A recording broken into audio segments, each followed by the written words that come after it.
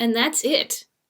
This is the end of the course. Well, you have some work to do, but I've gotten to give you all the stuff that I'm going to give you as far as learning content. We've just gone through as far as I can manage in the semester in the history of rock. In fact, you've gone through a lot more than that. Let's think about that. You went through the elements of music from the beginning of the course.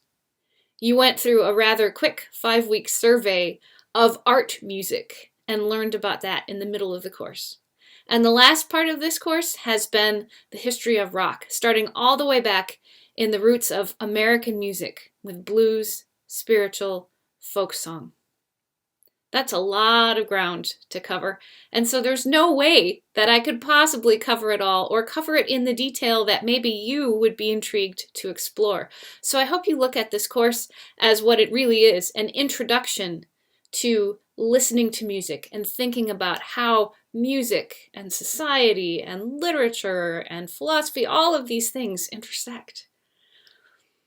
In the history of rock, we did not get to the very end time. We did not make it up really to our own time, with the exception of maybe one example, maybe 2 bands that are current bands making new music in those styles.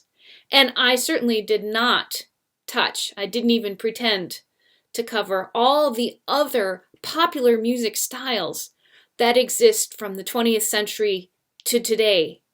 There's just not room. You can see some of them hinted at on our history of rock chart. Things like emo and rap and hip hop, funk, punk, all of those things and more. That chart is by no means comprehensive because it only uses the lens of rock and rock derivative music types. So that's where it's up to you. That's your final project. As you may already know, and you should, if not, you missed a couple things. You need to back up a couple modules and look at the overview and the topic submission for your project. But I'll just talk just for a couple minutes about what that project is going to be, and I hope you're already working on it now. Don't put it off until the last minute, because it's not the kind of project that you can just do an hour before it's due. This is a real paper, a real project that takes some careful research, some good writing, and citations. What you will do is take any musical style that I have not already covered. It could be an old musical style. Perhaps you would like to find out more about music of the Vikings. It's possible. That is a possible topic. Maybe a little challenging, but can be done. Maybe you would like to write about salsa music. Maybe you would like to write about Michael Jackson. Maybe you would like to write about, I don't know, the Viennese waltz, the ballroom dance music that people did in the 19th century. Whatever it is, that's going to be your music paper topic. You're going to write it as if you were going to teach someone, like I did or my brother did, like we're teaching you about this subject. And so let's think, what do I put in each module? What did I put in each little learning item? I defined when and where that musical style happened. Was it just in Europe? Was it in the United States? Is it on Mars? You say. What time period? Is it between the years 500 AD and 700 AD? Is it from 1995 till now?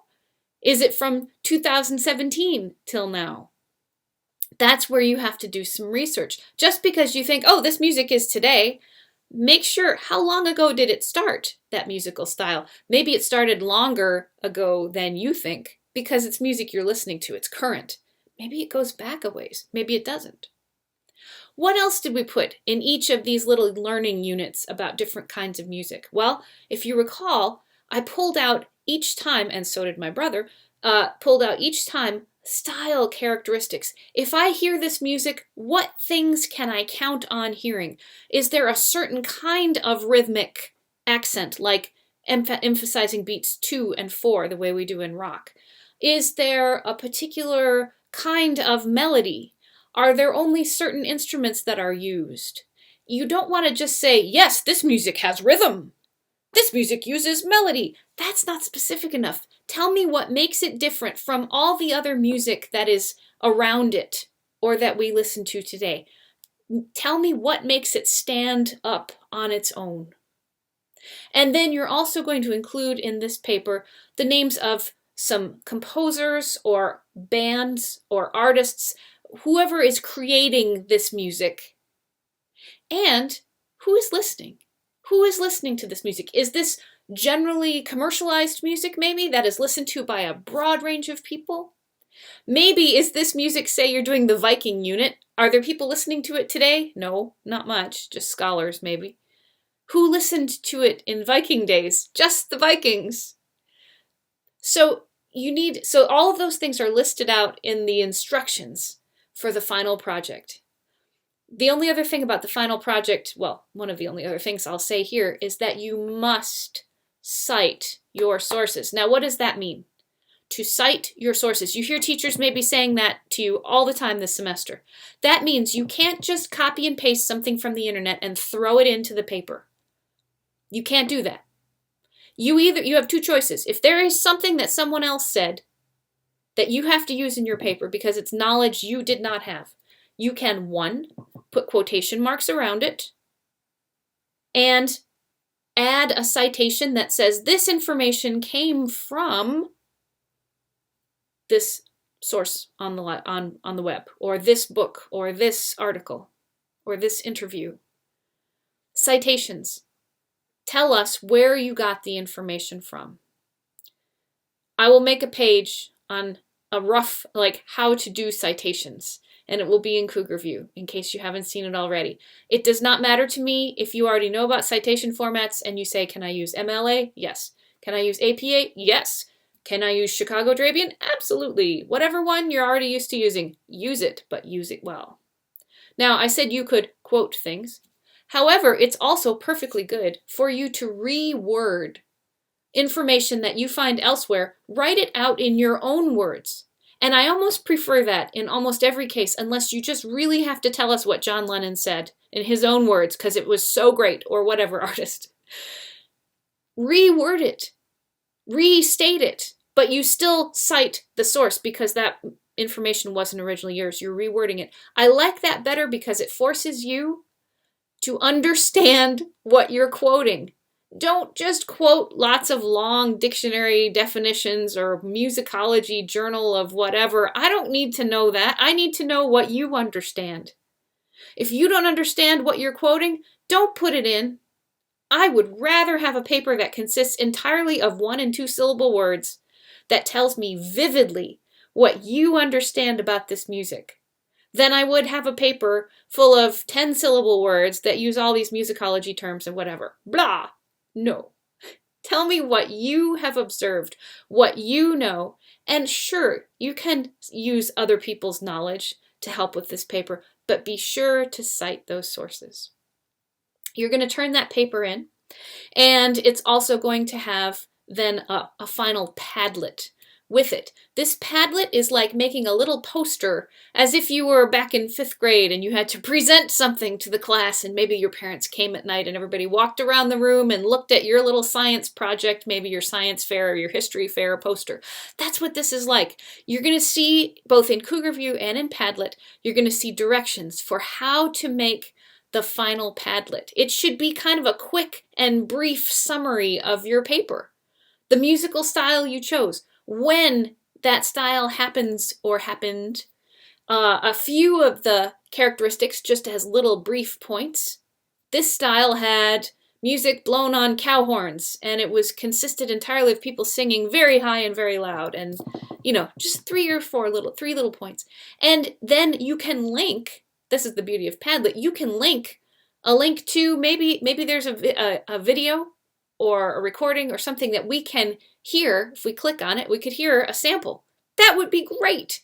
So that's your final Padlet. So you have final project with its final Padlet. Let me just run through the quick list, and I'll put them on the screen here, last chance. Quick list of what else do you need to get done. If you haven't done your concert report yet, you need to go into Cougar View and do that. The instructions are in Cougar View. It's submitted as a Google form. So go into Cougar View and make sure you've done the concert report. The other thing you'll have to do is the final exam. The final exam is going to be only open between the specific days listed in Cougar View, and it covers modules 12 and 13. And there are a couple longer questions that ask you to look back and reflect over the entire semester. Don't panic. That's not a comprehensive sort of final. Like, I'm not going to ask you, what was the name of the motet by Machaut back in module 5? I'm not going to ask that. I'm talking about bigger view questions. How do you know what I'm going to ask? Look at the review page in module 13 that says final exam, review, terms and ideas. Go over that. That's going to help you there. So, I think that's it. I hope you have found through this course that you've heard some music that you would never have listened to before. I hope you found some of it, at least, to be enjoyable and music that you might seek out. And I also hope that music that you encounter in the future is now maybe not a closed door to you, but maybe some of the ways we've gone about listening and thinking about music this semester. Maybe that will allow you to think and listen to music in the future, even if it's stuff we didn't cover. So, all right.